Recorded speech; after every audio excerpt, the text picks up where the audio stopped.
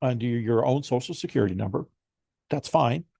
But if somebody were to sue you personally, let's say for a traffic accident or they get hurt on your property and the insurance doesn't cover it, then they can start going after your assets, including your trading assets. So that is something that you definitely, want to consider here as well. Number 4, one of the conflicts that the IRS has, for whatever reason, is having a W-2 job and being an active trader.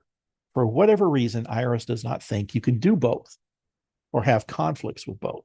So, this they don't like it, and I don't know why, but it is a conflict. So that's just kind of a warning out there. If you've got a W-2 job and you're a full-time trader or even a part-time trader, but you meet the criteria, that can be an issue.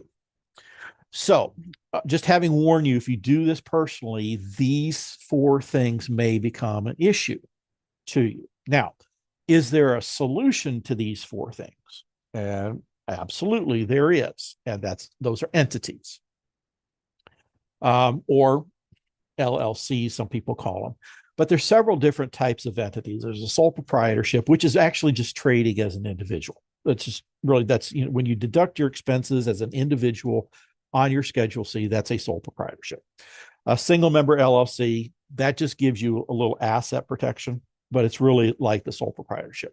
Then you have general partnerships, limited partnerships, multi-member LLCs, S corporations, LLC S corporations, C corporations, LLC C corporations.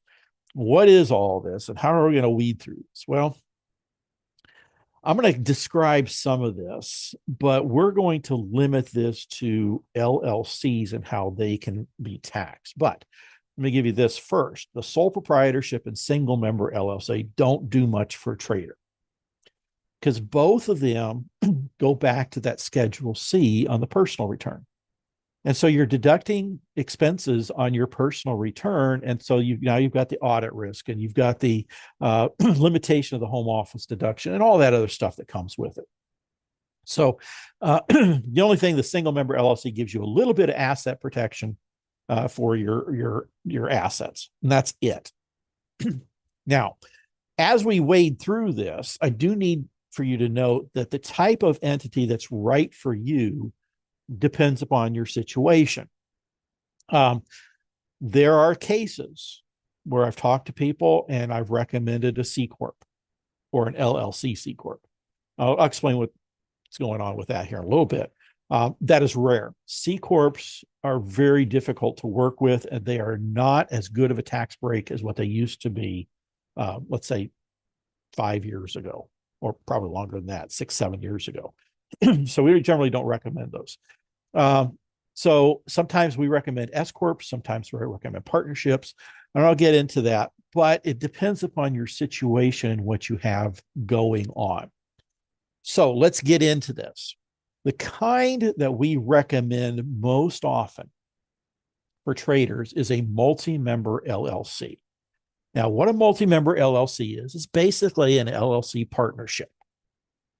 And this is formed with your state. And most states, or some states, you could set it up. They don't care whether you've got a partner or not. You need a partner here, by the way. I'll talk about that in a little bit. But you set it up with the state. They don't care. Some states, you actually have to designate who the partners are when you set it up with the state. So just leave that where it is. Now, I am a person that if you call and you do consulting with me at Traders Accounting, and we do consulting, and I'll cover that later on. But on the phone, I'm going to give you the pros and I'm going to give you the cons, because I want you to have full information. And I will also tell you to go read things. I will also tell you to study. Do not make a decision based on just what I say. I want you to have, or anybody I consult, to have a firm grasp on it and feel comfortable with their decision that they're making. I don't want to force anybody into anything. So coming back to this, why a multi-member LLC? Well, let me give you the cons first. Before the pros, the cons are this. One, in most states, not all states, you do have a yearly LLC fee.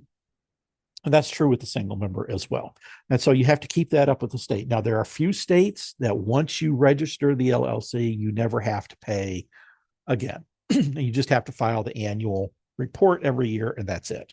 But some states, the annual fee, I know South Carolina is like $25 a year. It's nothing. New York, I think 100. And then we go all the way up to the most expensive, which is California, which is $800 a year. So there is the LLC fee in a lot of states every year that has to be paid. Also, with a multi-member LLC, you do have a tax prep fee because now you are preparing a partnership return. Now, let me explain that for a second. The partnership, that's why you need partners, and we'll go into that in a little bit, but the partnership return goes into the IRS on March 15th. Now, a partnership does not pay income taxes. It's a pass-through entity. So, and this return tells the IRS how much each of the individual partners are going to be putting on their personal tax return. So the tax is paid on the personal tax return. However, when this stuff goes to the personal tax return, it goes on Schedule E, it goes on Schedule D, Schedule B, but it never touches that Schedule C. That's why this is very advantageous there. But you will have an extra tax prep fee to prepare that partnership return. And then number three, there can be and probably will be increased broker fees because you have to set up a trading account under the LLC. And you can't use your personal one. You have to set up a brand new account under the LLC using the EIN, the employer identification number for the LLC, and you have to start trading under the LLC. The IRS won't let you take your personal account and change it over.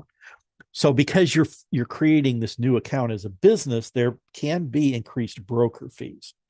Now, we have clients that tell me that they get around some of those by keeping their personal account open and using the free stuff on the personal side and then just doing the trades on the business side. And that's fine as long as the trading's done on the personal side. But there's ways to limit some of this. Those are the cons of a multi-member LLC. But here's the pros. First of all, you get asset protection. Whatever happens inside of an LLC stays inside of an LLC. So if your trading assets are in an LLC, it can't get affected by what's on the outside. So if you have some personal lawsuit or something that happens on the outside, then it usually can't dovetail into the LLC. So it protects the assets. And likewise, although that never happens because you're trading, but if you have a lawsuit inside the LLC, I don't know why you're going to get sued as a trader, but this is in general, then that doesn't backtrack to the individual partner. So there's some containment there. So your assets are protected in this case. Number two, you also have a choice in taxation methods. Now, what does this mean? Well, when you form a multi-member LLC, you actually get to choose how it's going to be taxed because an LLC is a state creation or is a state entity. Let me put it that way. And LLCs are not completely recognized by the IRS. And so we have to pigeonhole it into the IRS tax code. And so when you create an LLC, you get to choose how it's going to be taxed. So like for a multi-member LLC, you can choose to be taxed as a partnership. You can choose to be taxed as an S corporation. You can be taxed as a C corporation. And you get to choose that within 75 days of formation, which is kind of nice. But what's even nicer is we go a couple years down the road, 3 years down the road, tax laws change. You can change how the LLC is going to be taxed. So let's say, I talk to clients about this all the time. They form and they start being taxed as a partnership. And then a couple years down the road, they file an election to be treated as an S corporation. And later on, 10 years down the road, if they want to go backwards, that's fine too. So you can change how you're going to be taxed. I wouldn't do it every year, but you can do that. So that gives you an immense amount of flexibility if the tax code ever changes. Number three, a reduction in IRS scrutiny. Remember what I said, if you do this stuff on your personal return, you're trading personally and you report those expenses on your personal return, you have an increased risk of IRS scrutiny. However, if you get it off into this, I'm going to call it a partnership, but it could be S corporation or C corporation. But if you get it off there, the IRS tends to leave you alone a lot more because you've gone out of your way to set up this business. And so the IRS doesn't seem to touch you as much. And I've not seen any audits in my entire life of a partnership. I have an S corp. That was the one exception that I mentioned in, but wasn't for trading. It was something that the owner did that was a little weird. So you can reduce your IRS scrutiny and still have to pay the taxes on the personal side and still control everything. So it's one of the benefits here. Number two, I mentioned this a little bit ago. If you trade personally on the Schedule C and deduct your expenses on Schedule C, you have limitations to the home office deduction. That is not true in this partnership, in this multi-member LLC. The home office deduction opens up right away. Now, there's two types of home office deduction. There's what's called a safe harbor, where you get $5 a square foot for up to 300 square feet. So you can get up to $1,500 just free from the IRS. But you still have to measure square feet. The other way is using actual expenses. We would take the square footage of your office, and the office has to be 100% dedicated to trading. And we would divide it by the square footage of your house or apartment or whatever you have. And that gives us a percentage. And then we can write off a percentage of, your mortgage interest and real estate taxes or rent. We can write off a percentage of all your utilities, including cell phone and internet and cable. We can write off a percentage of repairs and maintenance. If there's repairs, I just said repairs. If there's HOA dues, if just insurance, that was the other thing. We can write off a percentage of all of that. So that can be a rather substantial deduction.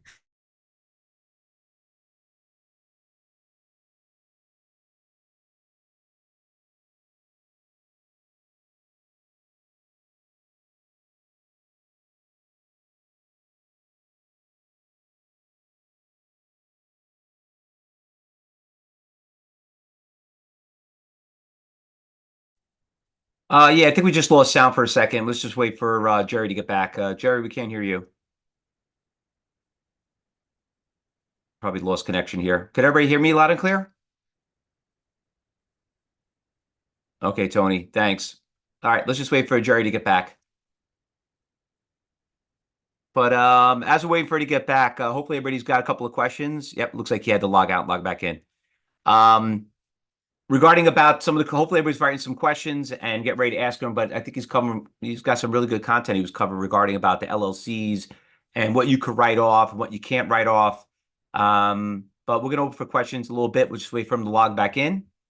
You missed the first 30 minutes, Tony. Don't worry about it. It's going to be recorded. So, and remember, it's been a great presentation. Great. And we like to have him here because this is why you need to know these things. It's not about just understanding how to trade.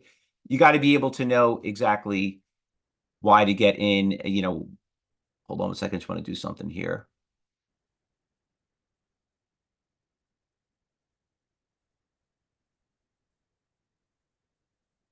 I was just waiting for him to get back. But, you need to understand why you would trade certain stocks and how you could write them off and what you can and can't write off.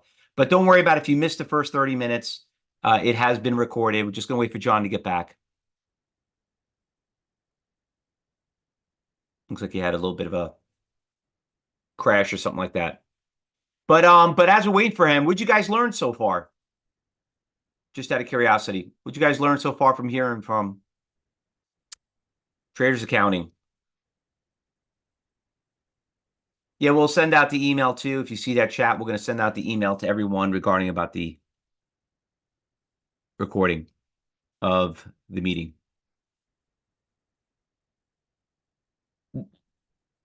Question, can each partner about the home office expenses? Okay, I like that one. How it actually affect for active traders? Okay.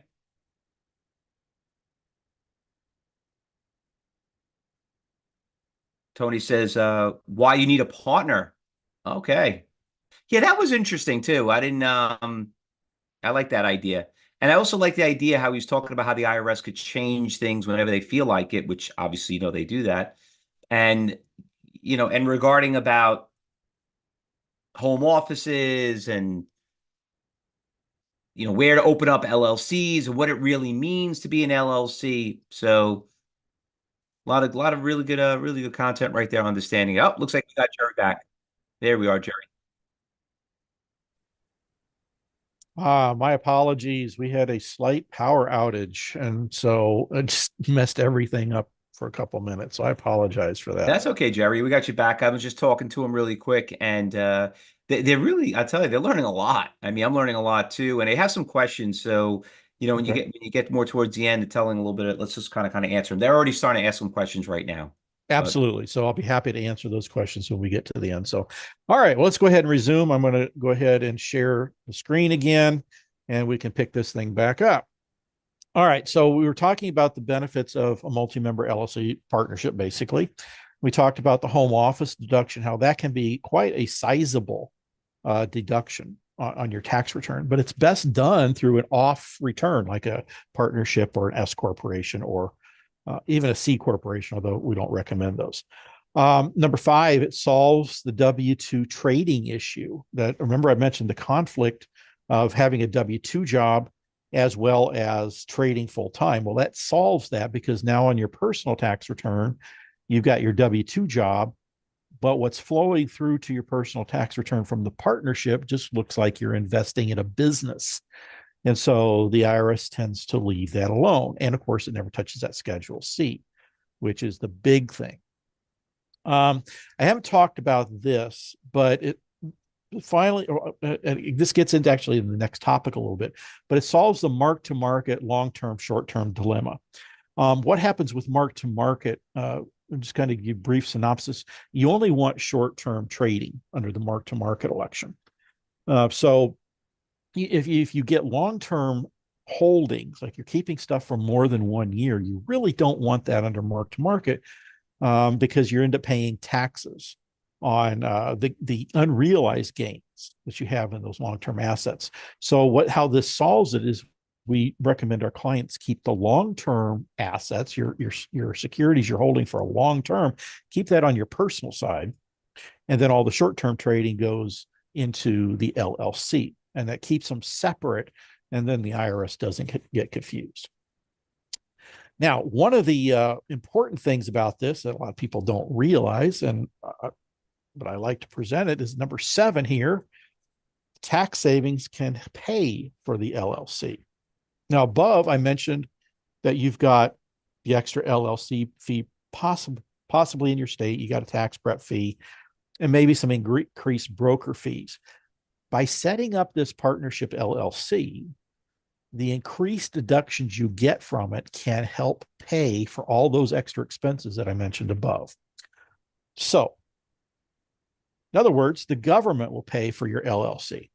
How's that happen? Well, if you've already got yearly trading expenses, whether that's education or data subscriptions or data feeds or subscriptions for software or whatever, the refund you get from deducting those expenses could pay for the yearly LLC and tax prep fee. For example, let me give you an example, and then I'm going to prove it. Assume a person lives in Illinois, and I just picked that state at random. So the yearly LLC fee is $75 per year. So the person has to pay this every year to keep the license with the state of Illinois. And let's suppose the tax prep fee is about $600 a year. I don't know. It varies as to who's going to prepare your return. So I'm just using this as a ballpark figure, and maybe more or maybe less. So the total increased expenses that you have just for the LLC is $675 per year. Now, assume the person's in the 35% federal tax bracket, and the Illinois rate is 4.9%, that 95%. That's a flat rate. So the total taxing is 39.95%. All right. Now, I'm going to prove this here in a little bit. This person needs $1,015 in trading expenses to get the government to pay for the multi-member LLC.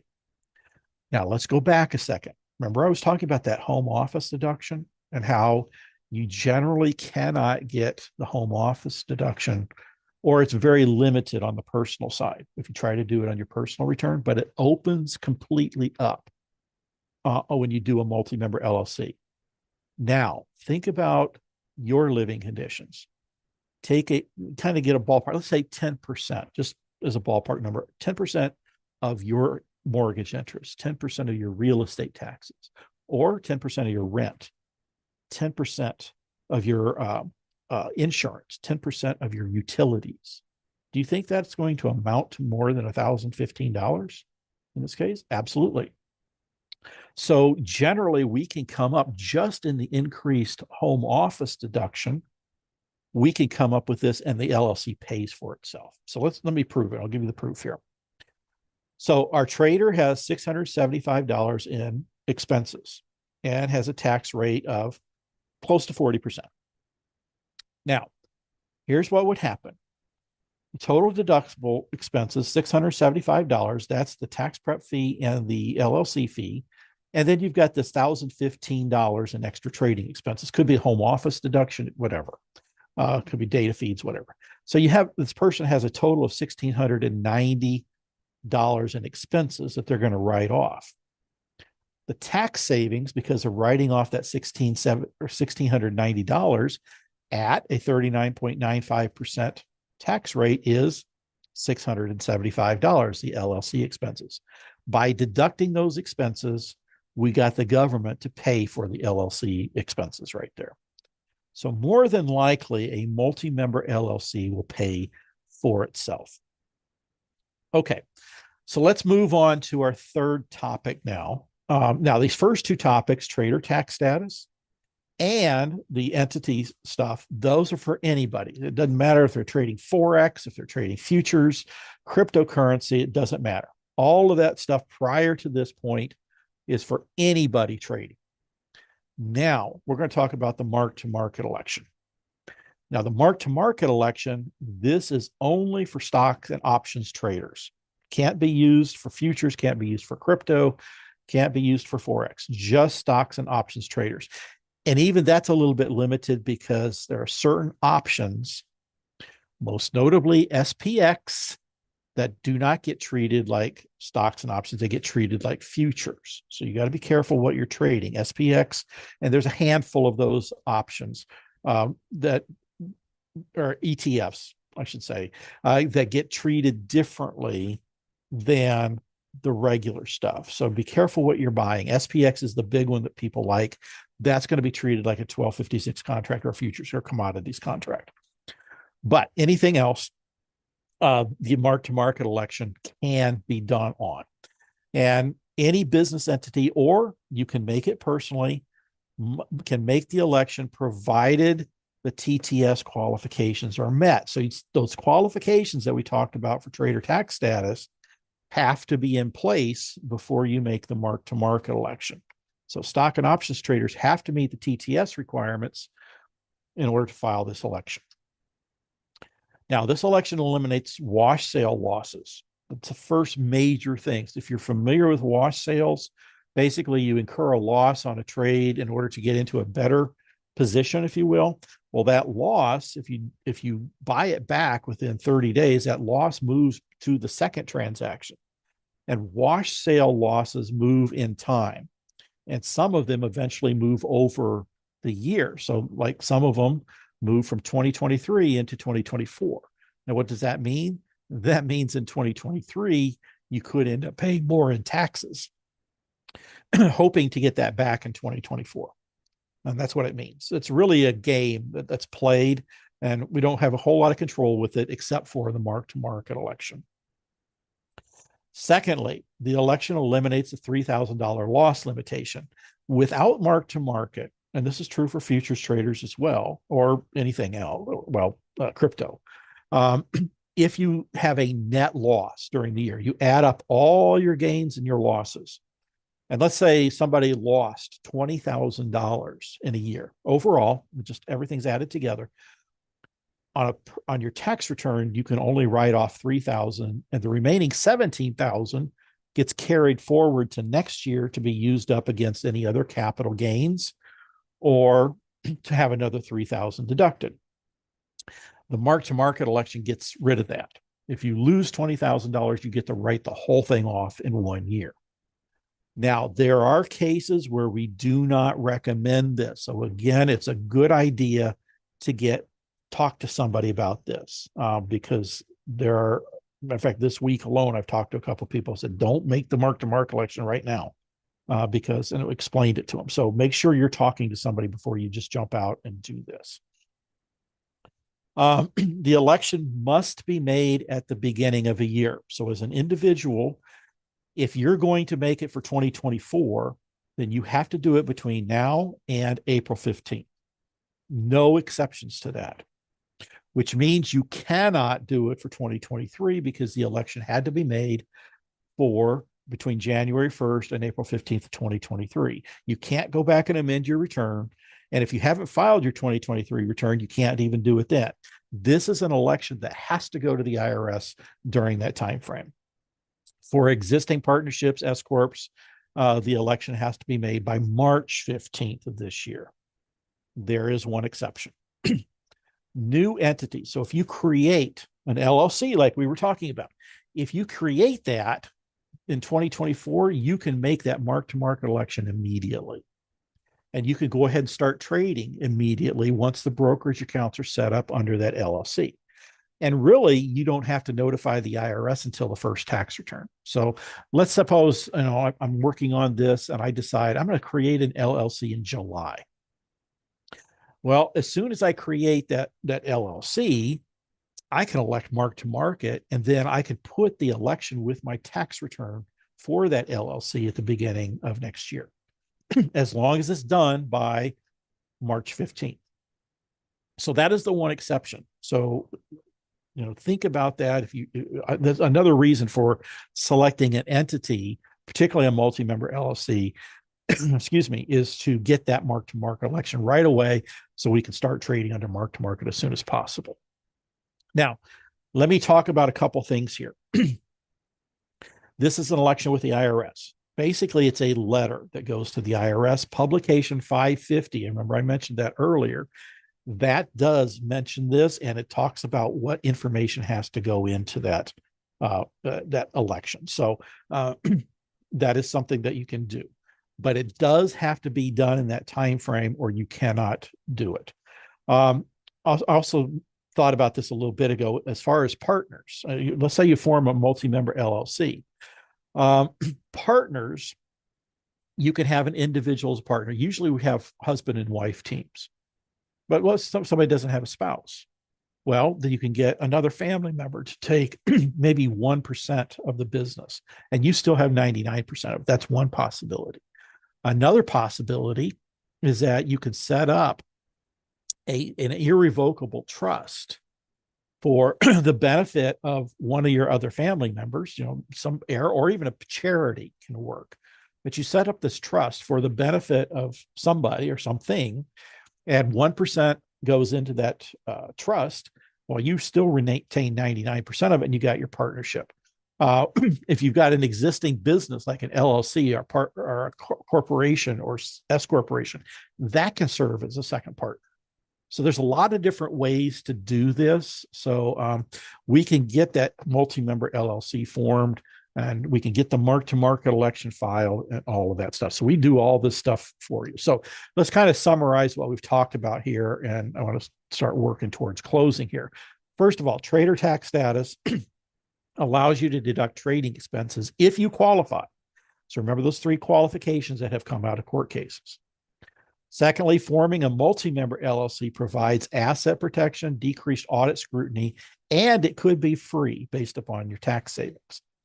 And finally, the mark-to-market election allows stocks and options traders to pay tax on what was really earned or write off entirely what was lost. That is a huge benefit to stocks and options traders. So if you meet the TTS requirements, I would seriously look at making the mark-to-market election as well. Now, very quickly, some things to watch out for in the firm coming up. Prop firms. If you are looking at trading in a prop firm, that changes everything, because when you get paid as a prop firm, you're no longer getting gains or losses. You are now getting contractor wages. So you'll get that on a 1099 NEC. Now you're subject to self-employment tax. So that changes everything here. So if you're trading, only trade through a prop firm, then make sure you get advice, because there are different things that you can do that need to be. I already mentioned this. Some options like SPX are treated like futures contracts, so be careful about that. Some people are surprised when they get their tax return done. The brokers do keep track of it, but you have different tax treatments, and you can get surprised by that. Another issue that we're running into is trading other people's money or even giving them advice can create major problems. If you even tell somebody that, like a family member, that, oh, you need to trade in Tesla, or you need to trade in Amazon or something like that, you would now become an advisor and can get in trouble with the SEC. And definitely trading other people's money, that can be problematic. So you have to watch out for that. We do some advising on that, but our advice really is, if possible, steer clear of it. And then, of course, our contact information, again, our website, this is a special link for you all, tradersaccounting.com/CTU. You can get that free ebook. And then the phone, 800-938-9513, and then the email, learn@tradersaccounting.com. So I'm going to leave that up for a little bit, so in case you want to write any of that down. And we are going to go to questions right now, and I'm bringing up the chat. Well, Jerry, I'm going to start with my questions first. I think Sure. I think I have seniority. Oh, yes, you do. All right, Jerry. By the way, that I love having you on, because people don't realize how confusing it can get, and everybody wants to get involved and so on. And they got to listen to someone that does this all day long. You know what? We try to have Jerry on as much as possible, because the more you keep hearing out, the better it is. But you got to contact them. Make sure you take that link and you get that ebook, and make sure you put CTU at the end of it. But some of the questions that came up, and just to reiterate, because some people logged in late, and sure. I know you covered a lot, and it has a lot to do with Cyber Trade University. So can you write off education? Yes, absolutely. Okay. That's one of the big ones that people write off. So as long as it's related to trading, yes, you can write it off. You can write. So everybody got that? You can write, because a lot of people, like, this is the issue I have. Like, some people want to trade and they're like, well, let me try it and see if I like it. Then I'll get education. I'm like, listen, like, let me ask you another question. Can you write off, if I send my kid to college, could I write off their education that go to college? That gets a little bit tricky. Then we have to start talking about payroll, because you need to treat them as an employee into doing payroll. And then the college can be a benefit as a result of being an employee, but you have to be careful about that. So what I'm trying to say here is, you basically lost your slide there. But that's basically what I'm trying to say. So you're going out there and you see how people, like, they think they want to go to college. They think well, it's a lot of money to go to school. Don't want to write it all, but let me go try it first before I go to school and learn it. But here you have an opportunity where, no, you're running as a business. These business expenses are tax deductible, because this is your business. You got to treat it like a business. Even if you own a business and you go to like a trade show, whatever, but it's like, you could write that off because it's a business expense. So you got to learn how to trade first. And then, do they ever, what was the other one I had? About the prop firms too. So prop firms were popular in the past. They're starting to make a little bit comeback, but I think people have to understand with the licensing and this and that. And I know you mentioned earlier, you got to be supposed to be very careful about, giving advice. Like, one thing what we don't do here, I tell everyone what to buy. We don't tell anyone what to buy and sell, because that's illegal. You have to be absolutely. You got to be an advisor to do that. We could show you what's moving, but you got to hit the button. And like he said, you can't tell somebody, because the SEC, more or less the FTC, is probably the worst one. Well, they say the same thing. So Skip says C2 training is an educational expense.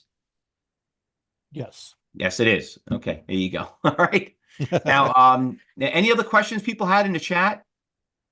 Well, we got some by Richard here. Talks about why not use a multiple income beneficiary revocable trust. There are issues with trust. Revocable trusts generally do not have EINs. They are just kind of a blanket trust that cover assets, but they don't file tax returns. So you have an issue setting up even a brokerage account under that trust, because it doesn't have an EIN. So I would seriously avoid some of that stuff dealing with revocable trusts. They're good for protecting your assets, but I would not recommend them for um, doing anything with like irrevocable. Don't use revocable trust. Let's kind of steer away from that. Okay. Okay, We let's had a couple see. other questions up here. Oh, we on top. Yeah, Richard had a big one. Why not use multiple income beneficiaries, yeah, receivables, that's the trusts? one I just Oh, okay. addressed. Uh, uh, Listen, this I was told that MTM is applicable only to individuals and not for entities. That's not true. Any entity can make the mark-to-market election. Matter of fact, we do it all the time for partnerships and S corporations. So any entity can make it. Now I have a question regarding about what you do, what you're doing, and why you're here. Like, can someone have their keep their accountant have you as a supplement, or it's like one or the other? Yes, matter of fact, if you do the multi-member LLC, we can prepare the 1065, which is the partnership tax return, and then you can have your own accountant prepare your personal return. We have clients that do that as well, so that's perfectly fine. Okay. Those are one of the things I when I asking. Okay, we got a couple of more coming here. Will's a question. Is educational expense only if you qualify under the TTS? Yes, you can only deduct these expenses if you qualify because they want to be able to show that you're treating this like a business and have a legitimate business reason. So you've got to meet those qualifications. Remember, Will, and this goes for everyone. The reason why you're doing this, you're doing it as a business. I mean, that's Mhm. why you hear trading is a business. We teach it as a business. This is not like just sitting there and want to just play around, make a couple of trades and see if it works out or Mhm. not. If anyone here owns a business, you know that you can go out of business pretty quickly. So, you know, Right. so you need Uh, to have the right stuff there. Can you go Absolutely. And going to the next question, I know you want to get going onto your other part of this.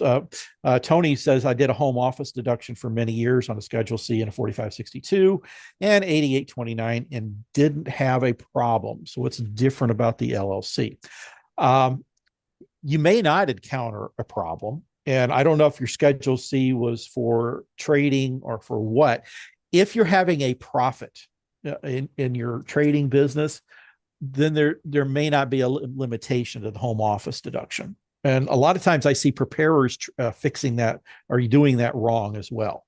But anyway, but if you're losing money, then there's basically very little that you can take on the home office deduction. So it can be a problem. And you may not have gotten audited from the IRS, and that's fine. Some people do skate through because everything looked good, but it is like rolling craps. Eventually, they're going to come at it and look at your Schedule C. Okay. Steve asks, is it more favorable to trade futures versus stocks? I am going to, if you're making money, and this is hard to predict, but if you're making money, it's more tax beneficial to trade futures. If you're losing money, it's more beneficial to actually have the mark-to-market election and trade stocks and options. Now, having said that, not everybody can do that. Trading, like I said, is psychological, and you have to trade in what you understand. So some people understand futures and cannot get a handle on stocks and options. Other people, they'll trade Tesla. Like I mentioned a little bit ago, they'll trade that because they understand that, and they would get wiped out if they traded anything else. So it would not make sense for them to trade in a future. So you really have to be, and of course, some people are Forex, some people are crypto. So you have to really be in the field that you really understand, whether it's one stock or it's all the futures or whatever. You have to really be in your niche, if you will.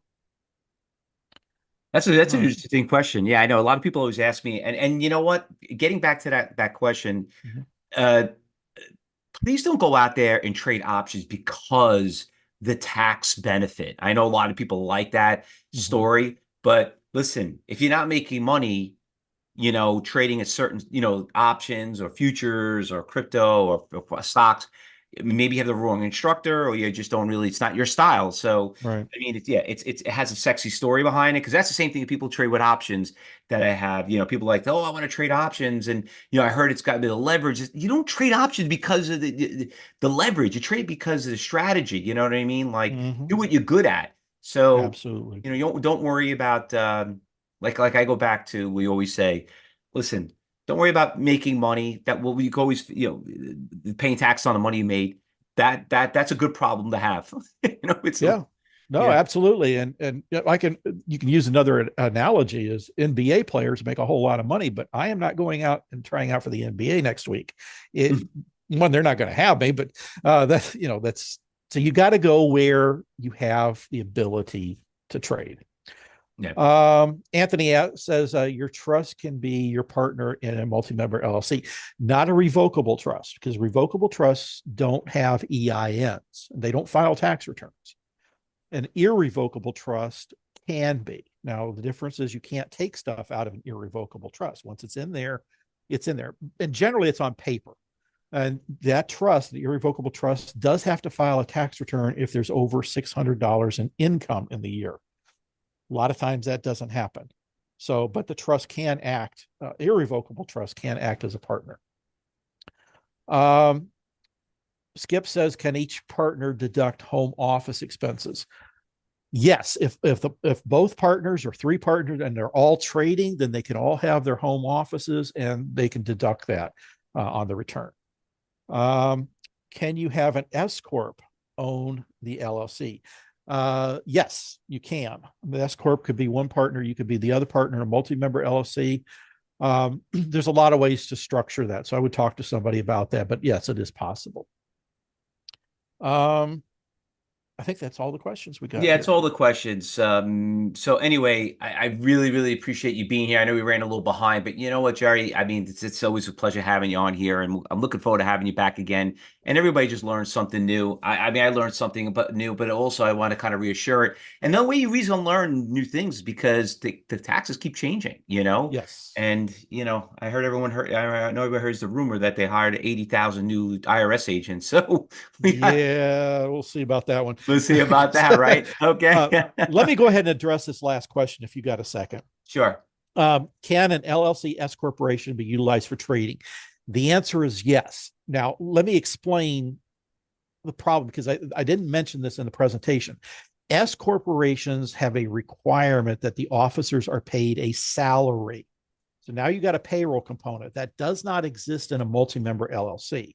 So what we recommend to our clients a lot of times, start off with a multi-member LLC. And then if you're doing well, we can always file to be treated as an S corp later on. And then you can start the salary component, and then linked to the salary component then is pension stuff or retirement benefits.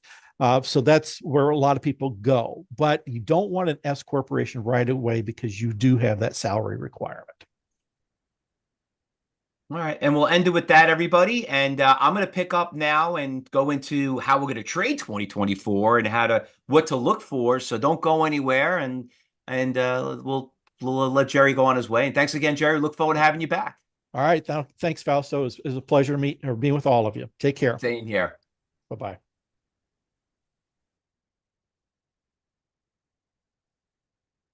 All right, everybody, with that said, I'm going to pick up from here and we're going to start talking about how to trade today's market. So let me just get the record up and running. Thanks, everybody, for being here. And we're going to talk about how to trade 2024.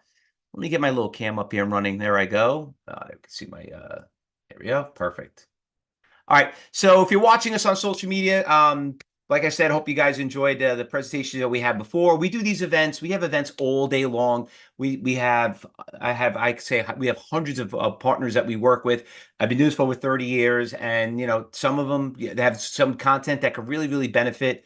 And look forward, because moving forward, that's what we're going to be doing. We're going to bring up one of our great little gurus regarding if it's taxes, if it's options, swing trading, any type of investing, and then we're going to pick up from here. So let's get right into trading 2024. How are we going to do this? Well, first, like anything else, just a quick little disclaimer from the attorneys. Want to make sure that we're not making any guarantees or promises.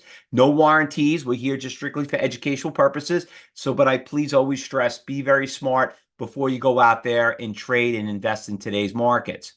Now, if everybody has their phone, what you could do is we'll post up the link really quick, but I'm going to invite every single one of you to come to our trading room. Everything that we're going to talk about, we're going to practice what we preach. Okay. So if you register now, I'm going to give you a bonus. Okay. Register now. I will actually give you a free coaching class if you register right now. I will talk to you on the phone and we'll go over your trading. But so if you want to jump the line, I'm only going to be giving away, 20 of these seats because I can't talk to everyone. I get a lot. I have a busy schedule over the week, but go into the room, register, scan it right now. But everyone here is going to be invited. All right. And if you're not ready to do it, don't worry about it. We'll cover it I'll show it to you again in the afternoon. So there's the link if you missed it. All right. So let's get right into it and see what's going on right now. So there are a lot of good stocks that are moving in the market. All right. And my goal is I'm here to show you what's moving and what's driving them. So I'm going to bring on my execution system right here. Can everybody see this okay? Can everybody see my screen okay? Just give me a chat. Okay, perfect. All right, so I got that up and running. And what I also want to show you is, I hope I didn't X out of it. Yes. Let me bring it back up again.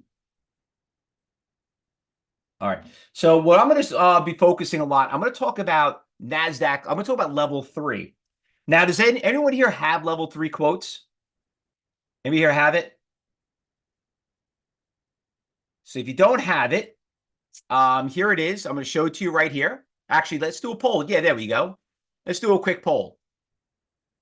By the way, if you're a student of Cybertrade University, please, I know we have a lot of students in here. Please don't reply back. Okay. Let's see how everyone else answers this question. Okay. So, all right, perfect. So here you have level 3 quotes. And basically, we could look up any stock that's moving in the market. So somebody give me a stock, any stock that's moving. Actually, let me put this over here to kind of like give everybody maybe a better view. Let's end the poll and let's share it. There we go. Tesla. Okay, we'll look at Tesla. Okay, I like Tesla because Tesla was really good. Actually, Tesla is probably the most popular viewed stock out there in the market. Okay, so you can see Tesla. What we're going to look at is this. I'm going to set up these filters, and I'm going to show you what I'm going to do.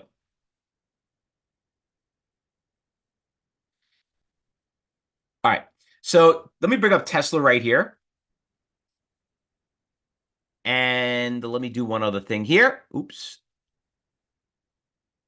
One other thing. Open screen. So we can see 2 screens at one time. There we go. So here you have Tesla. And Tesla is obviously taking a very big dive. Let me share the results with you in case everybody sees the results on how everyone trades. So you can see a lot of you don't have it. So here you could see that Tesla has been on a big downtrend. Now, why is the stock going down? Why is the stock trending down? Does anyone know? Let me see what everyone's question is. Why is Tesla going down today? And don't tell me because the Dow is down 200 points.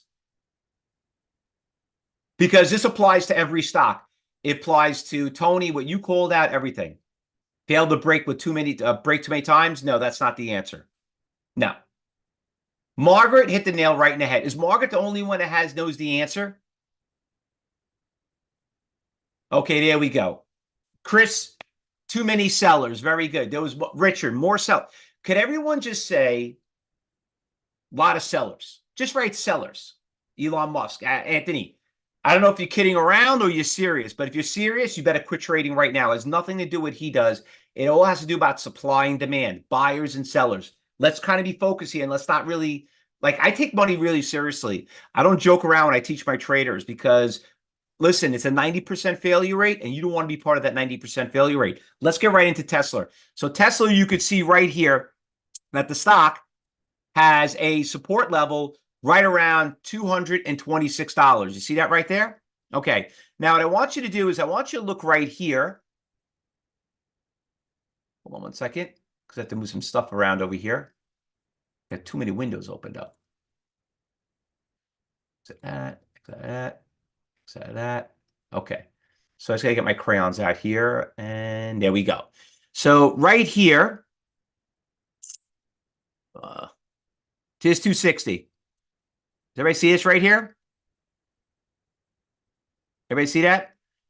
260?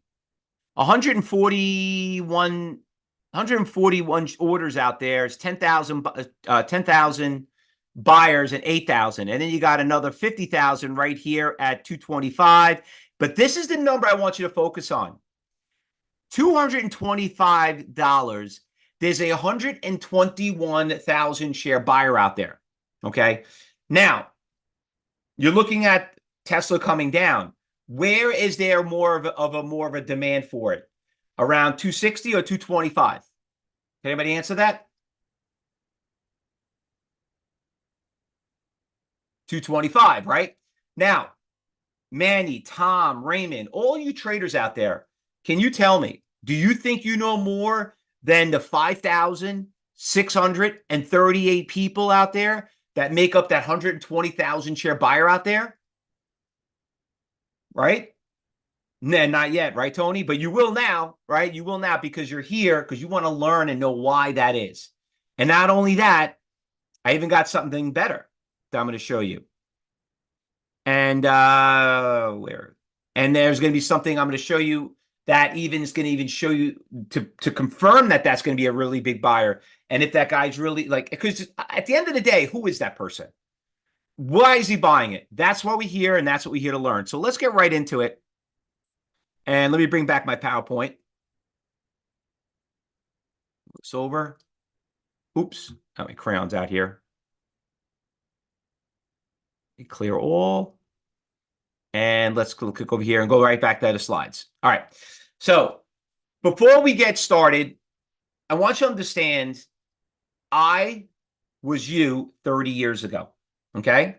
That's basic because listen, I didn't understand how the market went up. I got myself in trouble. I'm 52 years old. I started when I was about 22. I was a little puppet, a little kid back then.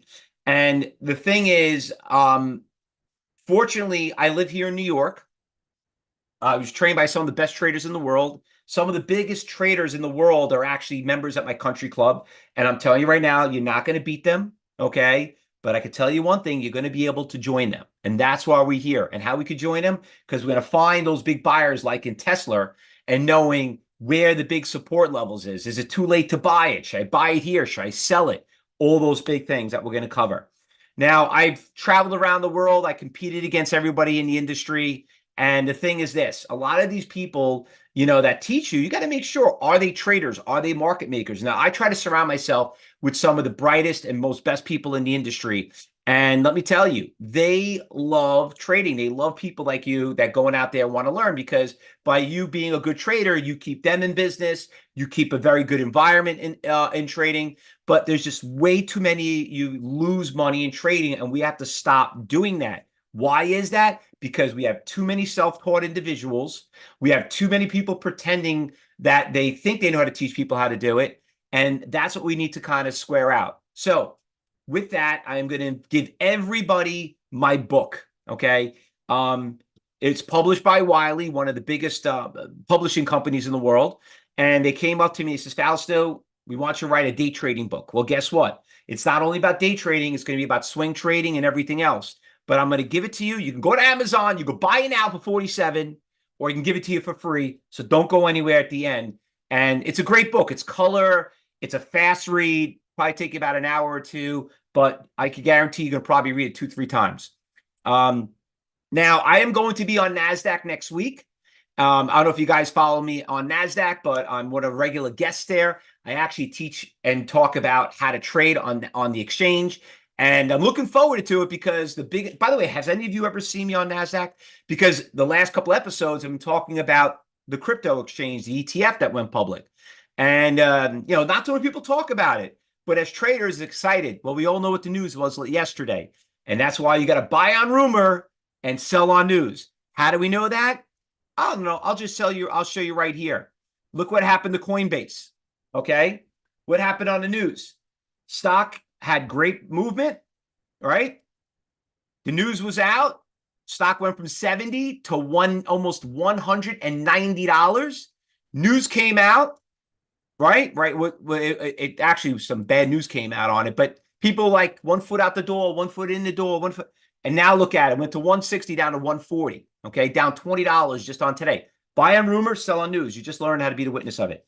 Can you please tell us what software that could see the shares, the buys and sells? It's a subscription. Sid, we're going to get to that. Okay. We're going to get to that. So don't go anywhere. All right. That's going to be part of the, I'm going to cover that stuff, but let's go over here let me tell you a little bit about my upbringing. So I'm first generation Italian, and I've been married for 25 years. I got 3 wonderful sons, married to my lovely wife, Debbie. And I tell you, I love trading, and I learned this from my parents on my upbringing. But my thing you have to understand is if you want to be good at something, you got to find people that are very good at it. Okay. You can't always try to get the best. We always want the best for our kids, want the best for this. But my father says it's going to be almost impossible sometimes to get the best of the best. And even though when you meet the best, doesn't mean that he's good for you. Okay. So that's why I always tell everybody, go out there, learn from a couple of people out there.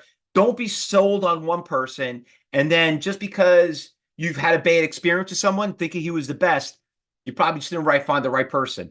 But what I learned from my dad that taught me, he says, listen, if you want to be successful in life, you can't just go out there and do it. All right. You got to be trained behind someone, no matter what it costs, what it takes, no matter what the sacrifice is. But if you want to be successful in business or in trading, whatever it may be you're interested in, you got to surround yourself that people are very good at it. So as I said earlier, I'm going to invite every single one of you to come and watch my traders, which I'm going to share to you right now, which is going to come into my trading room. And over here on the left-hand side, these are all my traders on the left. And these are all my instructors chatting and working with them and showing you stock and do live audio, all this good stuff. You're all gonna have access to this, every one of you. All right. But because we want to make sure that you know what you're getting yourself involved in before you go out there and do it. And that is basically my second family. So I got 2 families. I got my family, my everyday family, which is really my traders, and my night family, where I go home and make nice, great dinners for and go away with them. So it's not about me, it's about you. Okay. So let's get right into it, because trading is it's like a private club. It's a fun club, and you all want to be part of it. But you got to know if it's something for you or not. You got to make sure if you're able to figure it out and know how to play the game. So the question I have to ask everyone, and whoever's running the poll, if we could run that poll really quick, is can I put up that poll? So could everyone just tell me what kind of trader you are? So if let me see if I get the poll up there really quick. Who's in the room? Because I'm having problems controlling the poll. Anyway. Or you just put it in the chat. Just put it in the chat. Tom, swing trading, okay. A newbie, Jan. All right, no problem. Good. I love newbies. I love newbies. No bad habits, let's say. Stocks, okay, good. Options, day trading, swing trading, Ken. Andrea doing some swing trading, some Forex beginner rolling. All right. Oh, there we go. We have the little poll up there if everybody could just click on it now. Sometimes it's easier just to click the buttons, right? All right. Now, as you guys are filling that out, let me just tell you what I am. I'm actually a day trader. Ooh, day traders. I heard you lose a lot of money. Listen, day trading is the easiest thing to do. You know what the hardest thing to do is? Swing trading, options trading. And I'm not being biased. It's just that what makes an option move is the movement of the stock. So how do you guys know what option to trade if you don't even know what the stock is doing? Okay. And a swing trader, how do you know what to swing trade if you don't even know what's happening over the course of the day, if it's going to trickle into something longer? Okay. So listen, I option, I do swings, I do everything, but I like to sleep at night. And I know how to sleep at night by knowing what stocks that I've traded long-term, by seeing what happens over the course of the day. And not only that, there's a lot of good trades that we trade over the course of the day, which makes things very easy. So, I'm going to share this poll with you, and you can see everyone going to share the results. And you can see, good, we have a lot of stock traders. And let me tell you, stock trading is just black and white. You're just in and out. You see buyers, you see sellers. You don't have to worry about these crazy indicators and all that crazy stuff. That's where it is. Now, the next question I have to ask everyone is, who trained you? So we're going to do another poll question. Who really trained you? Now, please don't be embarrassed. Don't be shy. Don't be scared. Okay. But who really trained you? Was it a professional trader? Yes or no? You know what I mean? And what I mean by professional, I mean, like, did you take a class with somebody, a paid course? Now, if you're a student here, please don't answer this question once again, because we want to share this and kind of see the difference out there. All right. Or you can change your answer. Okay, well, don't worry about it. No one can see your, any chat, so no one can pick on it or say who it is, whatever it is. But I'm going to share the poll right now and end this poll because it doesn't take too long of it. So you can see we're about 50-50. So I would say it's a little bit higher than that, but I'm glad I see it. I could see a lot of you are learning from other people because it does start from that, and that's great. Okay, that's awesome. And that's why sometimes you got to listen to a couple of different people out there, what works your style, what doesn't work your style. But let's talk about some stocks. Maybe you traded this week. Maybe not me, but maybe you did. Okay. So maybe you traded Apple. Apple had a nice move, $91 stock. By the way, can anyone afford to buy 1,000 shares of Apple at $191? Any of you guys put $193,000 idea?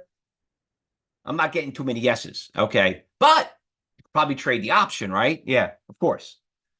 How about NVIDIA? NVIDIA, what a great run up. Wow. So was it like 550 now? Oh, I wish I had NVIDIA. I wish I had the options on it. Well, why don't you buy the stock? But 400 had a good move. Really good move. Okay. Tesla too. I mean, now it's down, but Tesla, $232 stock.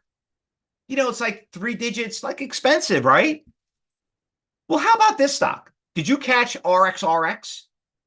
RXRX went from $9, okay, up to $14 in the same time frame. That's over a 50% move. By the way, I don't think Apple, Tesla, NVIDIA went 50% in a couple of days, did they? All right. So look what happened over the course of the day. Went from $9.60 to $11. Okay. So what do you think about that? That was just a couple of days ago. How about this? All the way up to the 9th, the stock ran to $14. By the way, what the hell is RXR going up? Like, what does a company do? That's the first thing people ask me. Oh, I can see right there. It says it's a pharmaceutical stock. Oh, I don't trade pharmaceutical stocks. They're too risky. I don't know. I don't know this company. What kind of drug? Does it matter? Does it matter if you sort at 9:30 and at 10 o'clock, by the time you figured it out, the damn thing already ran $1? Okay. If you bought 1,000 shares of the stock at $1 and you made $1, one whole dollar, that's $1,000. That's $250,000 salary at the end of the year. Okay. Who here wants that job? Raise your hand. Okay. Does it matter what RXRX does? Well, now you might ask yourself another question. How did I miss these stocks that pop like 50%? And over the course of 4 days in a row, like, how does it keep going up 50%, 50%? Like, I hear about them. I heard about them. They almost sound like unicorns. Never seen one. Well, you're going to see them. You know why you're going to see them? Because I'm going to invite every one of you to see them every day. I'm not talking about one, several of them. And I'm going to tell you my secret sauce. I just go through the big percentage gainers and losers. That's basically it. And we're going to go through it in the next few moments. You see, finding them is not that hard. You know what the hardest thing that to go out there is to be disciplined enough to know, is it going to continue? Is who's running it up? Who's running it down? You see stocks like VVOS up 300%. 300% in one day? Oh, that's a fluke. Okay. What about CYTO up 125%? What about all these stocks? GameStop up 29%. Some people wish like, oh, I want to make 10% a year on my money. Well, I'm not in the 10% a year money make type of guy, okay? But I'm not looking to lose it. But finding them is not that difficult. And when I invite you in the trading room, you're going to see it all day long.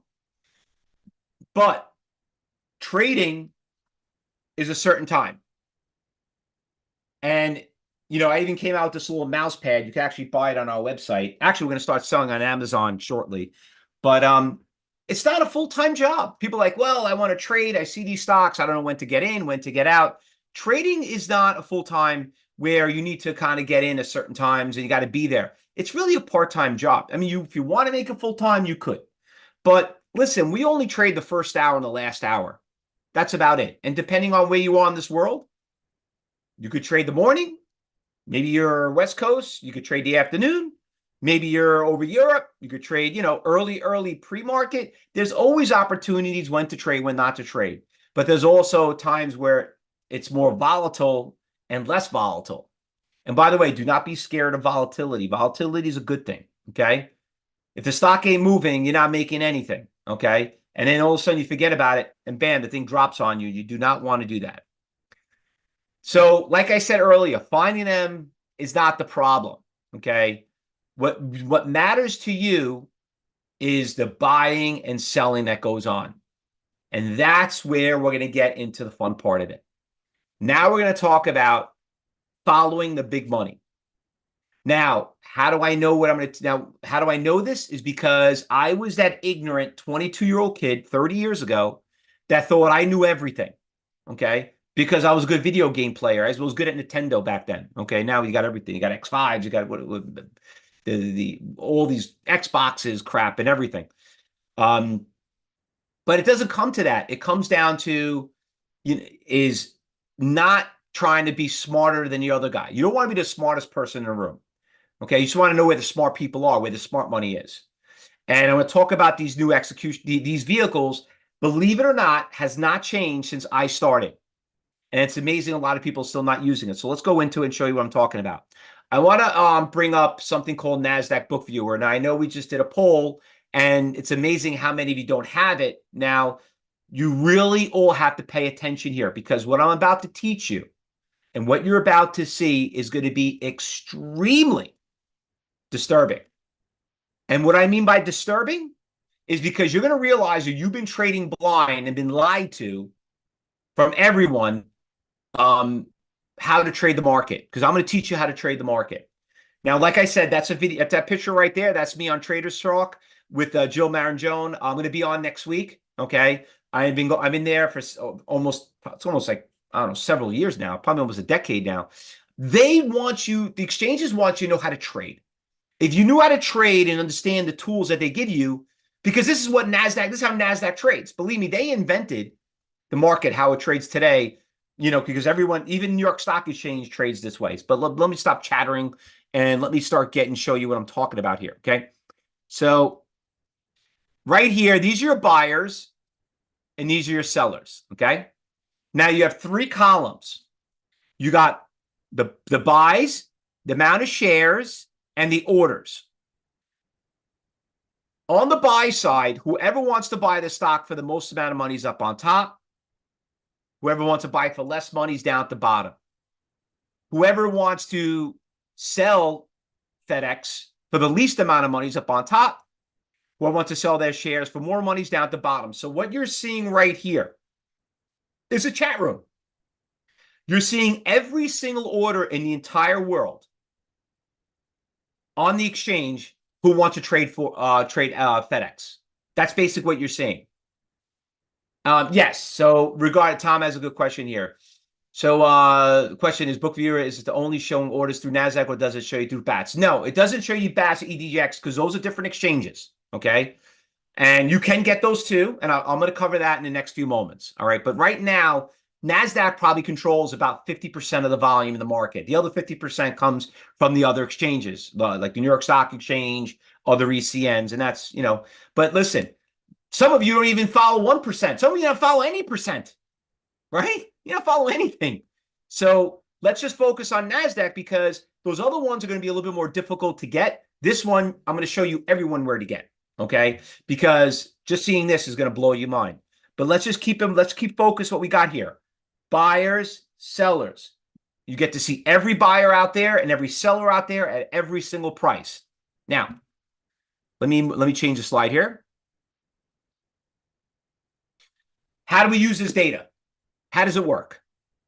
Well, I assume, and I hope I assume, but I assume everyone knows what support and resistance levels are.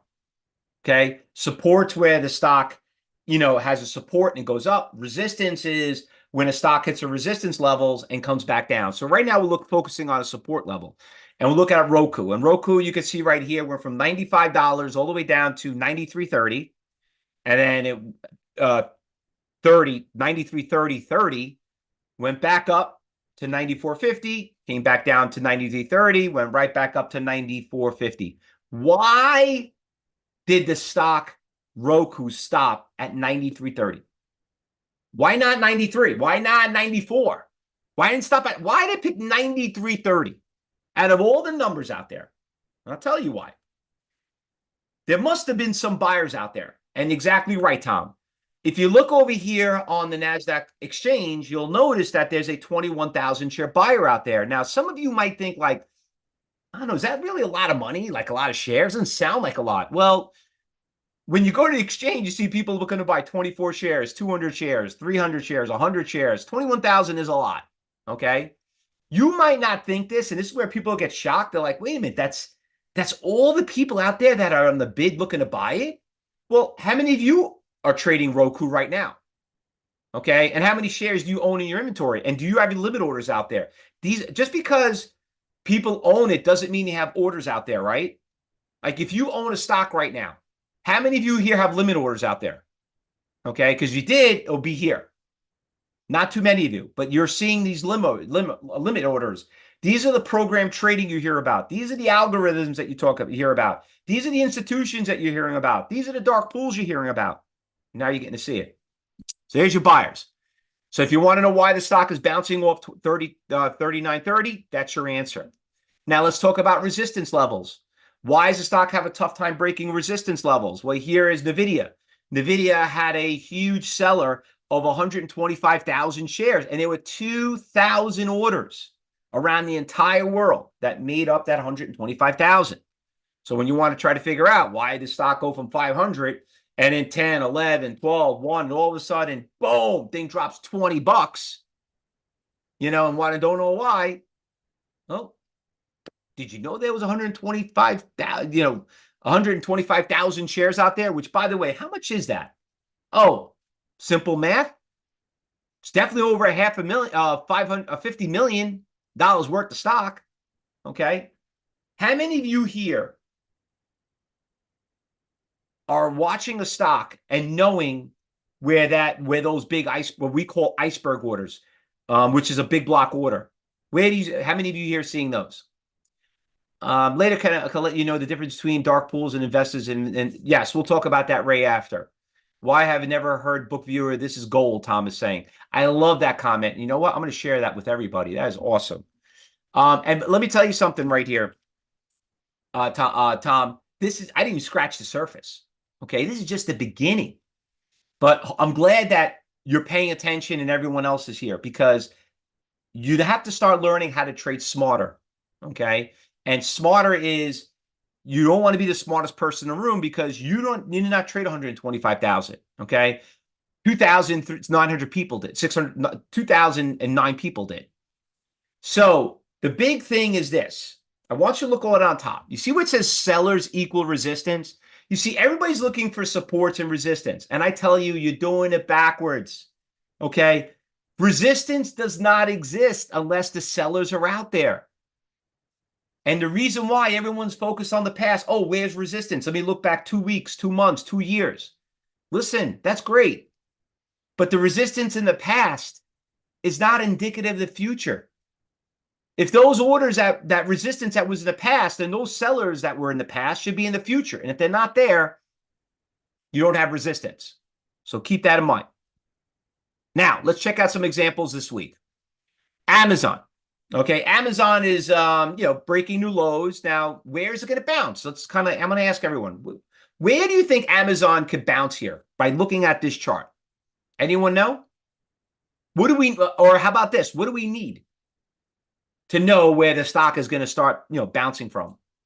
Do we need an indicator? Do we need a Fibonacci? Do we need, We need Kramer to come out and promote it. What do we need? By the way, if you can't answer this question, you better not trading. Okay. Garrett, you're right. Ray's laughing because I said Kramer.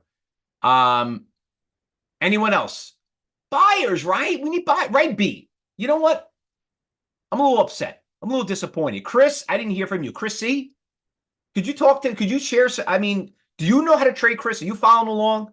Anthony, I didn't hear from you. Joseph, I didn't hear from you. Ralph, Tim, Michael, come on, guys, don't be embarrassed. I'm not here to talk and hear myself talk. I'm here to help you. If you can't answer this question, you should not be trading. So the answer is yes, buyers, okay? Now, let's go over here and find out where the buyers are. Can anyone here tell me where the buyers are? Because we have to look at the buy column. And we need to find out where the buyers are. Where are the buyers? Tom, you're right. Manny, you're right. By the way, the people that are answering me are not my students. These are all people like you. And you know what's amazing? Look how fast some of you are just starting to learn how to trade. So if you said $149 at 78,000 shares with 291, you are absolutely correct. Congratulations. You just figured out where support level is. So, did you need an indicator to tell you that? Did you need Kramer to tell you that? Did you need some newsletter to tell you that? You figured it out on your own, right? And guess what?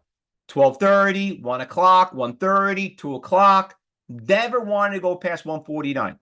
And then finally, you're like, my God, what made that stock go from 149 to 150, 60, 150 and 60 cents? Well, supply and demand. It's as simple as that. So let's look at PayPal. All right. So PayPal's going down. Okay. We obviously can't see support levels, right? Because let's say he's still not convinced. We're coming up to 109,000 share buyer. What do you think is going to happen when we get to $59.35? Is the stock going to go up or go down? What do you think? Up or down?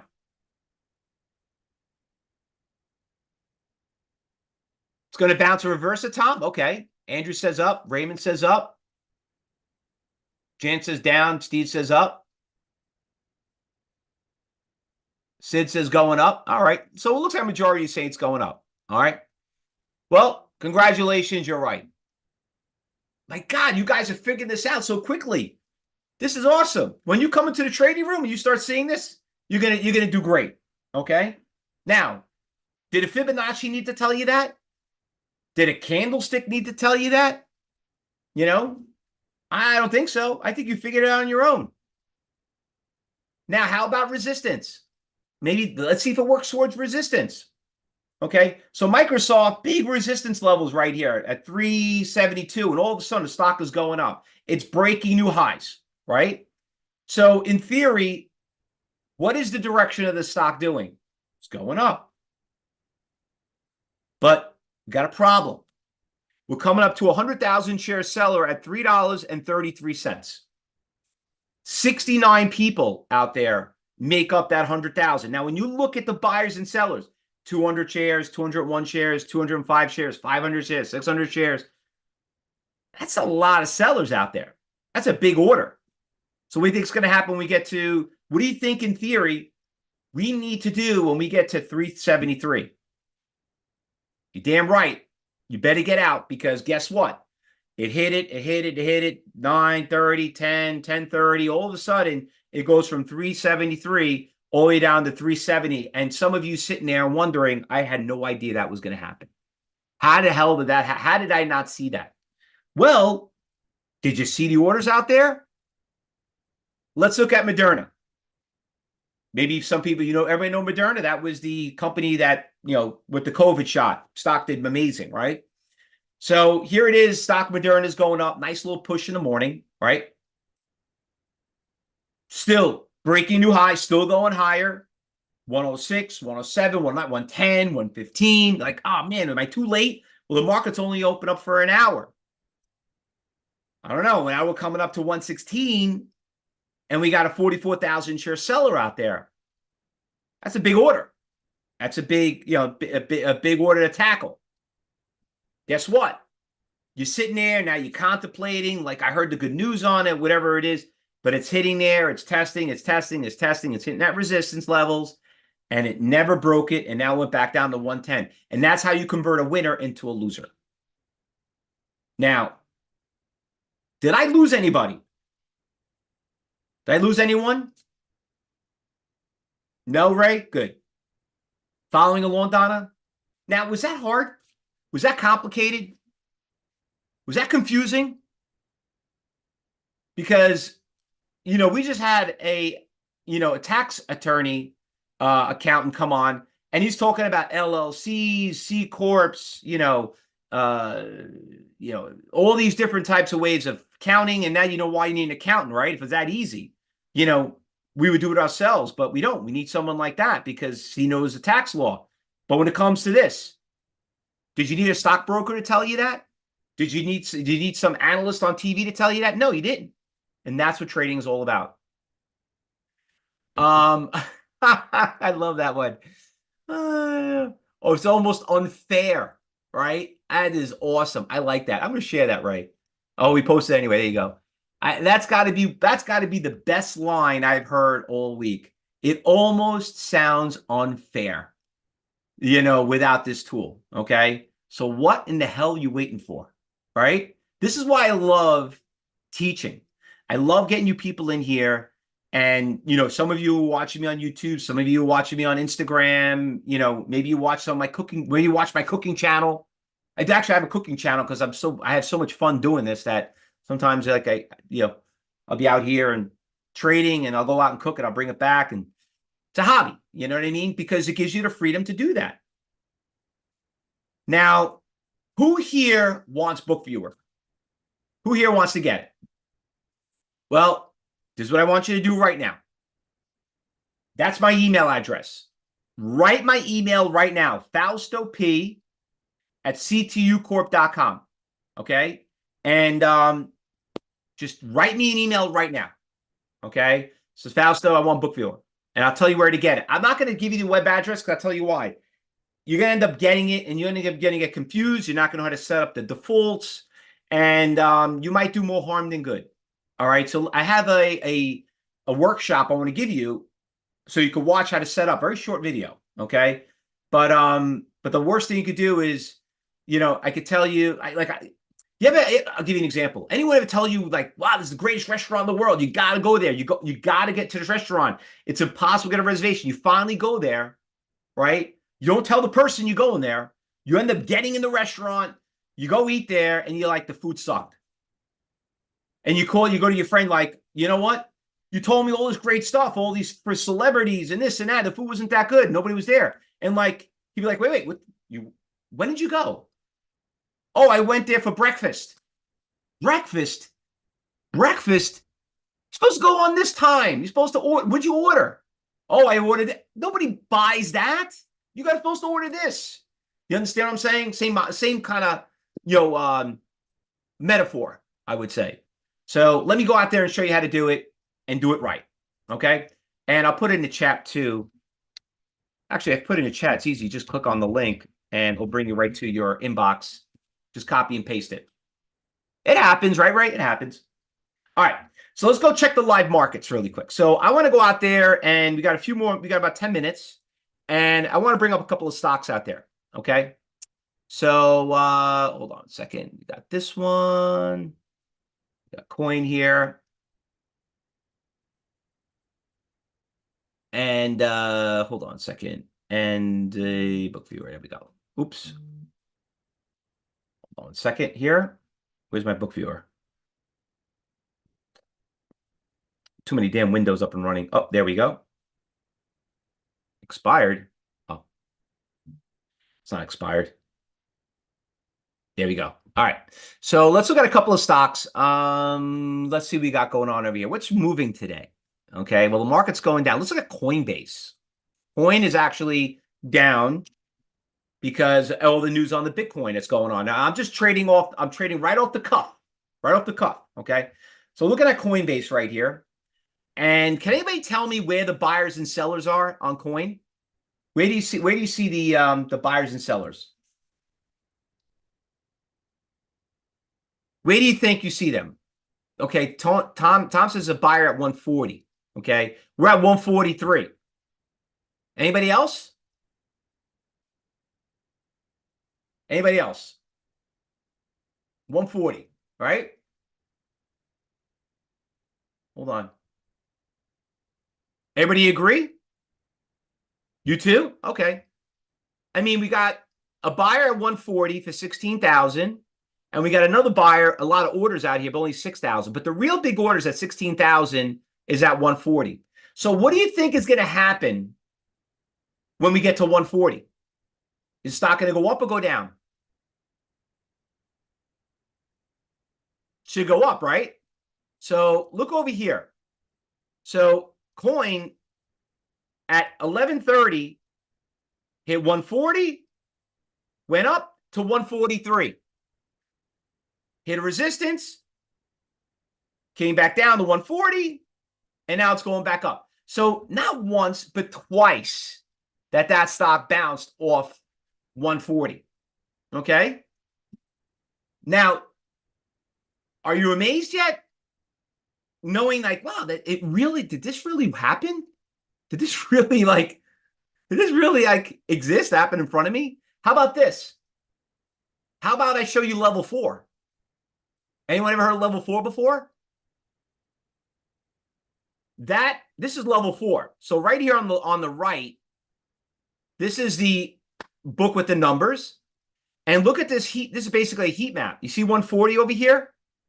This buyer's been out here, all the way down here. Let me point, you guys can follow along. Maybe you see this little dot. He's been out here, and look how it hit there. It hit him, it went back up. This guy's been out there since 11 o'clock this morning. All right? Never wanted to break it. And then look over here. This is even a better example. And when the market opened up, look at all these sellers out there. Since 9:30 this morning, the stock never want to pass 160, 161. You had 20, 24,000, 16,000, 19,000, 12,000. Look at that heat map over there. Now, does that even look even more crazy to you? This is what trading is all about. This is what we do. And this is why you need to know how to play the game, no matter what kind of trader you are. And now, please don't take this in a bad way. Some people are like, but I like options. I like Forex. Yeah, but are you really making money? And even if you are, you're in the industry. Does this seem a lot easier for you? Right?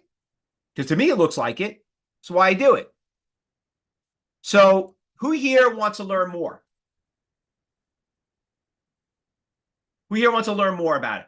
Who here wants to come in and join my trading room and see how to trade these? Good.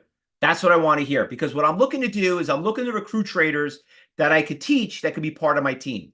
Okay? Because when I'm done with you, for doing this for 30 years, there are a lot of schools out there, and some of you might not hear about them because I teach you how to own your own little private group. And you basically, eventually, you're going to learn how to teach others, maybe your grandkids, maybe your wife, your whatever, a family member.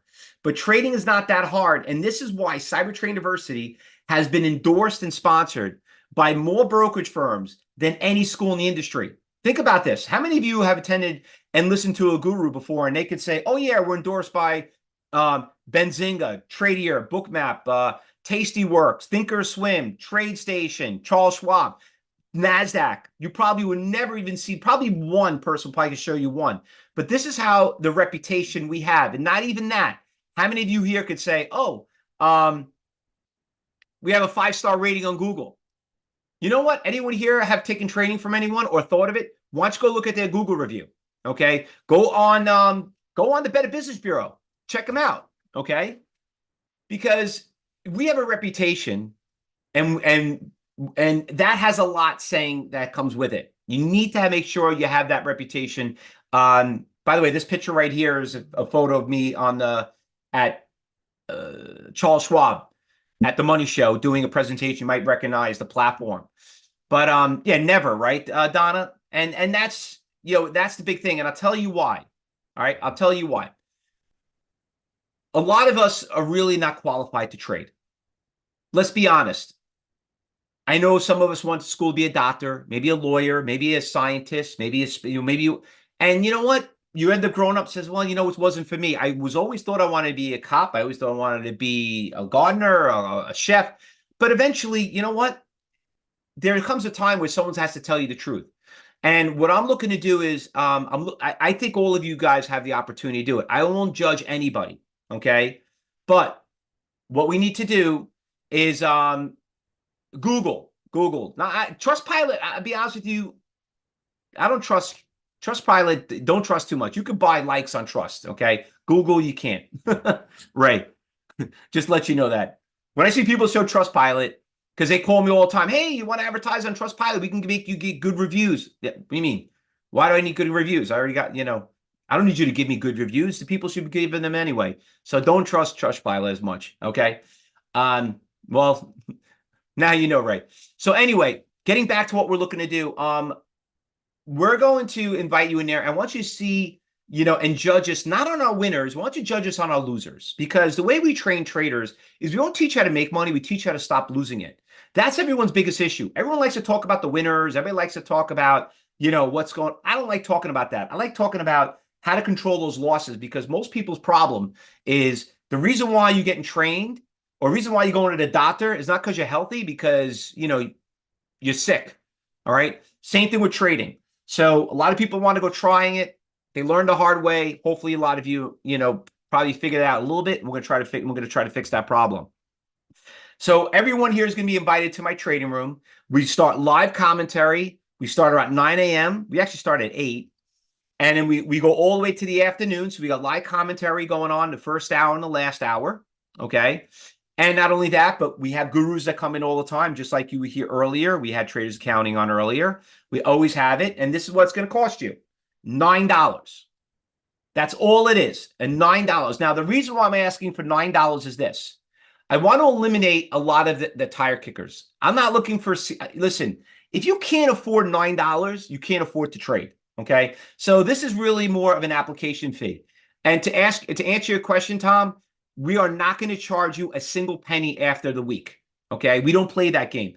You don't want to continue with Cyber Trade University? Let me tell you something. We don't need your business. We respect your business. We don't need it. Okay. But I'm also not looking for free people. I don't like going to free concerts. I don't know if you ever been to one. I saw Billy Joel once in my life in Central Park.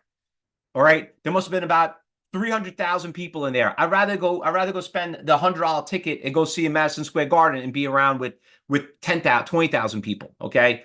A lot of people really don't qualify to trade, but I'm looking for serious traders. And your first, the first thing that we test you with is that, do you have $9 to spend? Because you don't have $9, we're not interested in you. Okay. All you got to do is take your phone, scan that QR code, or you can click on the link that's up on the wall, on the board. Now, this is what you're going to get. After 7 days, if you're not happy, I'll give you $9 back. I don't need your $9. Trust me. Okay. If I was, then that's when you got to start asking, what the hell does this guy want $9 for? I don't need your $9. And I'll give you $9 back if you feel that I wasted your time.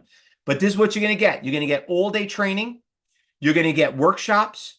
You're going to get a trader's library. Okay. You're going to get all this stuff, anything. Okay. And if you didn't lock in earlier, the first 20 people are going to actually get a phone call from me. We're going to have a conversation, because we need to make that decision if trading is for you or not. Okay. Someone's got to be able to analyze what your trading's doing. And you know what? When you come in there, you're going to realize if trading's for you or not, because some of you are really going to look at it like, my God, this is moving so fast. And they're like, yeah. And you've been trading doing this another way. Okay. So maybe you need to go back to your 9-to-5 job.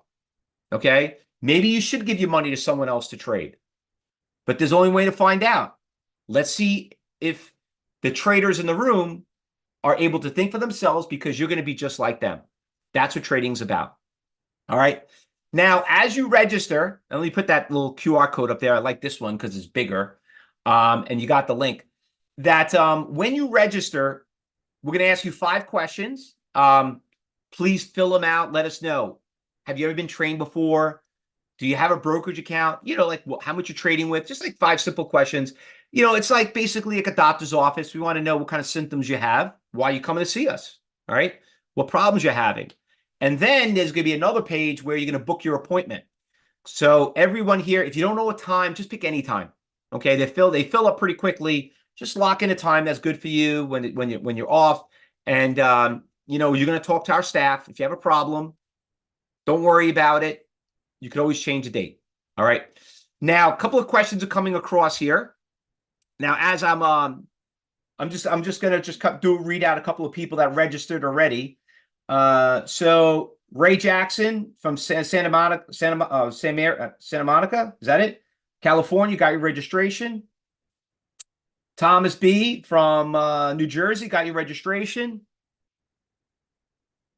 Sid, oh, there you are. That's the one you were asking me earlier, where to get that Bookviewer. I see you registered. Good. You're gonna get it. You're in Massachusetts? Perfect. All right. Who else we got here that registered? Bart, got your registration. Welcome aboard. I see you guys just registering right now. I'll start calling you out.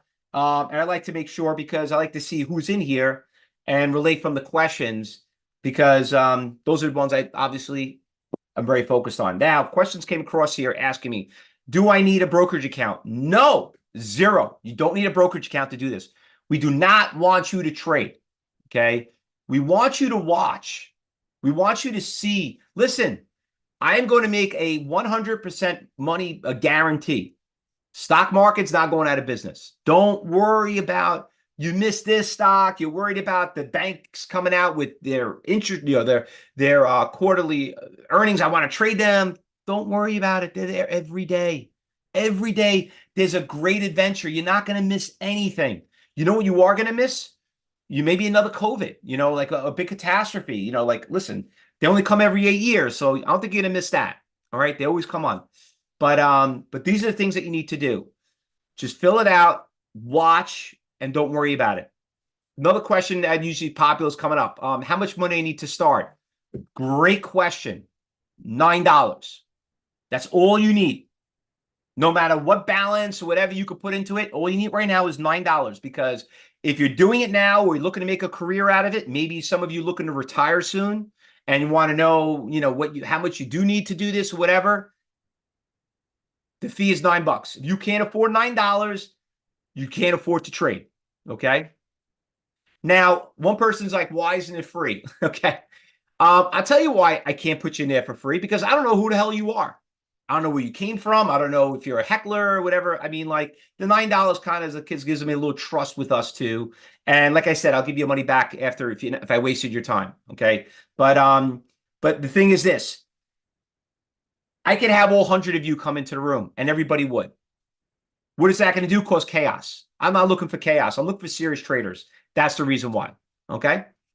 Tom, it's true, folks. I've been in this class, but every day for their breakouts. Fausto, hey, I dropped another call. I scheduled at 10 a.m. tomorrow. Don't wait to meet. No problem, Tom. Good, thanks. I really appreciate it. Let me just share that. Let's just copy and paste that in there and let everybody see what Tom wrote. That was great. And I look forward to talking to you, Tom. All right, let me just put that in there. That was Tom's question right there. Thanks a lot, Tom. Appreciate that. You know, Tom, you know what? And I know you came here before and whatever, and everyone starts somewhere. And some people just don't realize, like, listen, like, why is more people not talking about level 3? Like NASDAQ has access to a seat on the exchange. I have that. How did the guy tell me that? You know what I mean? You're going to be, I told you this before, you're going to get so ticked off of the money you spent and go back to that person like, why didn't you never tell me this existed? Why didn't you tell me I didn't have a seat on the exchange and said wasting me to watch 1,500 hours of what a candlestick is, you know, or a Fibonacci and stuff like that. Trust me. But the good news is the reason why you're here is because whatever you had didn't work out. Okay, because if it did, you probably wouldn't be here. So let's not make that mistake. Trading is not that hard. You know what the hardest thing about trading is? Greed, discipline, you know? I'll give you a good example. Anyone try to lose weight? All right. It's hard. I mean, for me, I love food. Some of us genetically, like, how are you so skinny? You could eat anything. Me, I look at food, I gain 10 pounds, right? It's, it's the same thing. But if you had the right person that showed you how to do it and say, wait, that's not that hard. I could do that. Or you mean I can eat all the ice cream I want? Imagine someone says, guess what? You can eat all the ice cream you want. You're gonna lose weight. You're like, yeah, that sounds like a dream. You know what? That sounds like fake news. Well, some people think this is fake news. Take $9, take a shot, and see what happens. Couple of shout outs really quick. Good. I'm seeing a bunch of you registered right now. So who do we got here? We got Pamela S. I guess you got your registration from North Carolina. Welcome aboard. Thanks a lot, Pamela. Look forward to seeing you in the room. Frank from Yonkers. You're right up the block from me. Go to Yonkers racetrack. My parents used to take me when I was a little kid. I don't know if that was a good thing or a bad thing. Who else we got? Scott T. We got your registration from South Carolina. Welcome aboard. R.R. Hunter from, where are you from? South Carolina. Welcome aboard. Got your registration. Shakar M. from Texas. Got your registration. A couple of questions coming across here. Someone may have to ask you earlier, but I can't. I came in late. Is there a product like Bookmap for futures? Actually, yes, Ray. And for crypto, okay? I don't teach it because I don't trade futures, but there is. There is. So wouldn't that be pretty cool? I tried to sign up, but am I in? I see some weird signals on paying. Well, you know what? I saw is that you? I saw a suspicious. Something came in suspicious that didn't work out. If you're having a problem, just and you're having any issues, call our office 877-70 cyber or 516-2. Oops. Let me get a mistake. You could just call 877 cyber and then we can help you out with that.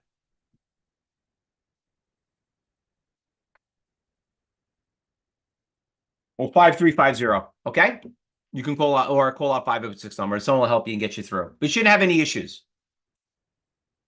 Can I register via email? No, you have to register online.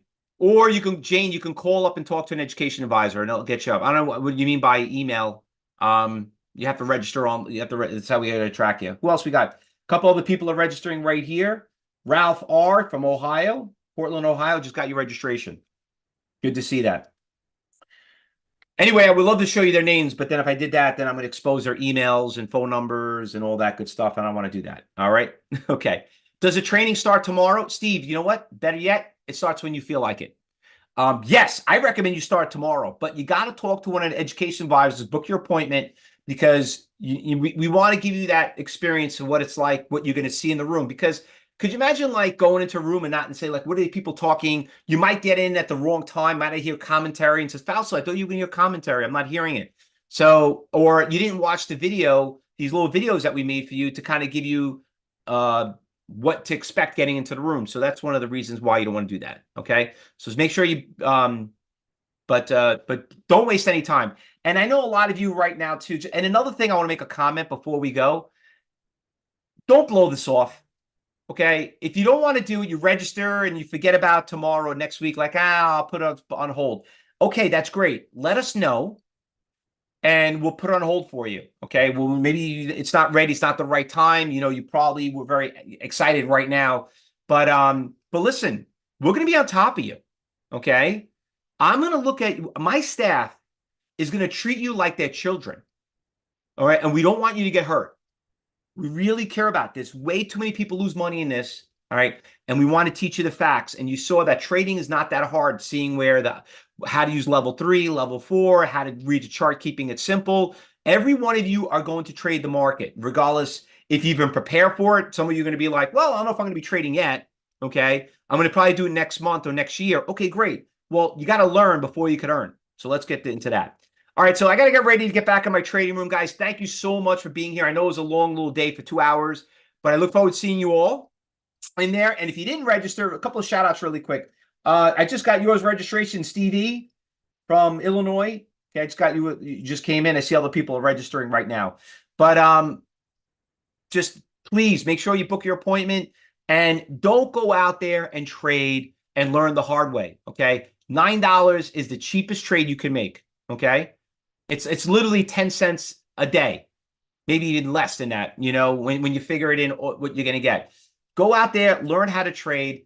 And if it's not for me, from somebody else. But you're going to have to learn from multiple people. But don't go out there and say, oh, let me try and see how it goes. You are one trade of blowing up your account. And I've seen people getting into the biggest mistakes. I'll tell you one story before we go. There was a person that we trained. Actually, we're training him right now, and he got into options. Okay. And he retired. And he retired with about $500,000 in his account. Now, he worked his whole life, 40 plus years. And finally he finally traded. But he knew he wanted to learn. He got into options. Okay. And he put $200,000. Somehow he got into an option. It was $200,000. And he short the market. He's short. See what happened with the market lately? Short the market. He's now in the hole for about $500,000. And if he doesn't just get a hiccup in the market, he's going to lose it all. I don't want you to be that guy. I don't want you to be that trader. Okay. And he said, you know what? If I knew a little bit more about the market, what you talked about, Fausto, I would never, ever got into those options. I would have never did that trade. He goes, I probably would have if I knew, but I'd probably been on the opposite side. But I heard about the leverage. I heard about that. I'm not here to bash any type of market exchange. I'm not here to bash other companies, but I don't want you to be that person. Go out there, listen to other people. Don't go out there and get yourself in these big trades. You got to learn before you can earn. Okay, guys? So let's keep up with that. So I look forward to seeing you all. $9, one last shot, and we'll go from there. Thanks, everybody. Happy New Year.